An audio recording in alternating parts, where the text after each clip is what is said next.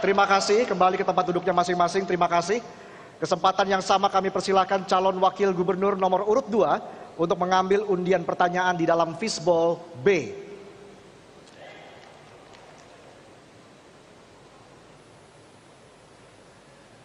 Silakan ditunjukkan dan disebutkan huruf angka 6. Baik, terima kasih. Silakan dimasukkan kembali ke fishbowl yang di tengah. Angka 6. Iya. 6. Amplopnya masih tersegel untuk calon wakil gubernur nomor urut 2. Kita mulai. Kapasitas institusi merupakan salah satu pilar utama dalam Indeks Daya Saing Daerah atau IDSD yang mencerminkan kualitas tata kelola dan kepemimpinan di suatu daerah.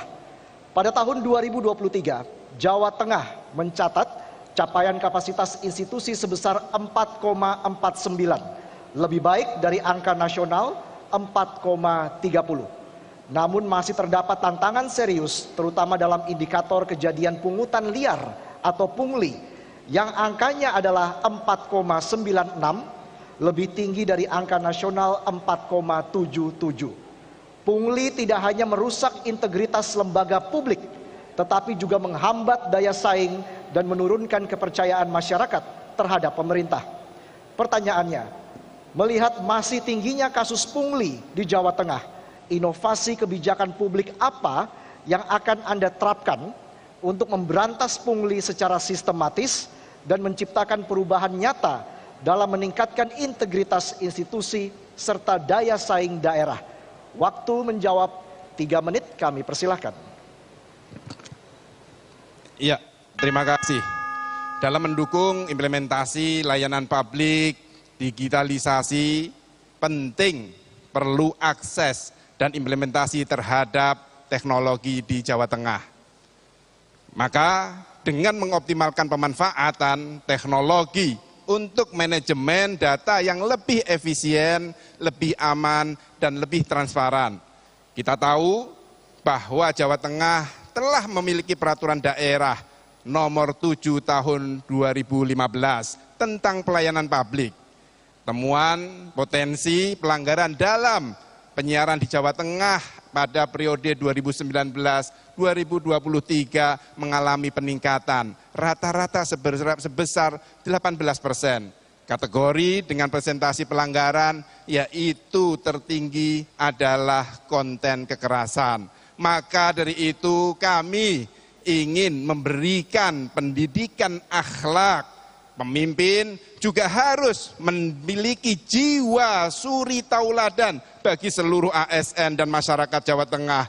Kami juga akan memberikan pelatihan pendidikan anti korupsi yang berbasis ISO 37001 untuk ASN dan penyelenggara pemerintah desa. Kami juga akan memberikan melakukan perizinan tanpa tatap muka dengan satu aplikasi Jateng Ngopeni. Bekerja sama dan menambah anggaran personil untuk pengawasan mulai dari tingkat provinsi sampai ke tingkat desa.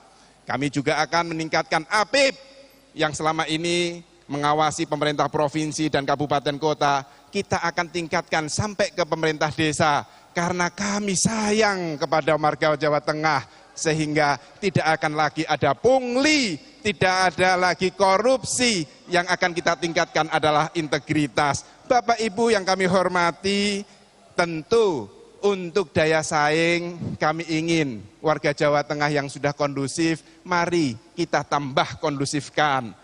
Supaya apa? Investor datang, pekerjaan ada, panjenengan semua bisa hidup sejahtera, dan tentu kami pemerintah Provinsi Jawa Tengah juga akan memberikan insentif pada investor. Terima kasih.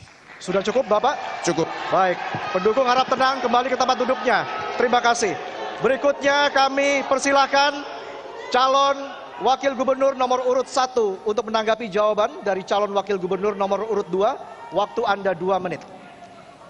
Ya, saya Gus, programnya keren, ya kan? Tapi yang Yang ditanyakan adalah punglinya semakin naik. Menurut saya punya pengalaman di Semarang, Gus. Dulu 2013, PNS Semarang tuh pengennya pindah ke provinsi. Kenapa? Karena TPP-nya tinggi, ya toh? Nah, kemudian terakhir-terakhir PNS provinsi pada pengen pindah ke Pemkot. Kenapa? TPP-nya kurang baik. Mohon maaf ya, Gus.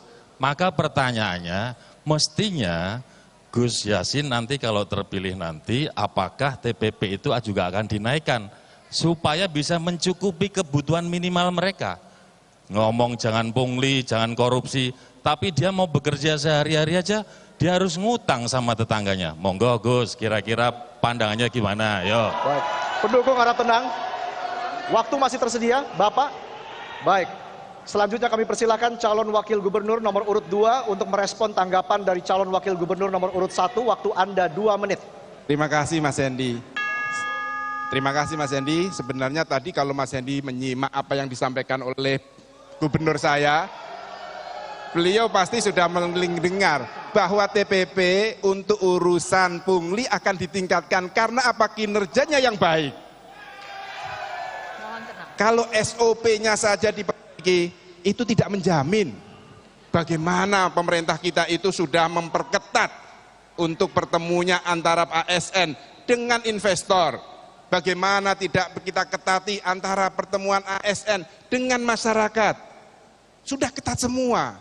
Akan tetapi kami menambahi, bukan hanya memperbaiki SOP saja, akan tetapi akan menambahi pendidikan akhlak, pendidikan moral. Itu yang kami tekankan. Sehingga sebaik apapun SOP-nya, kalau ASN-nya masih memiliki jiwa yang, mohon maaf, korupsi, itu akan tetap dilakukan. Maka kami berdua akan menjadi suri tauladan bagi masyarakat Jawa Tengah. Terima kasih. Sudah cukup Bapak? Sudah cukup?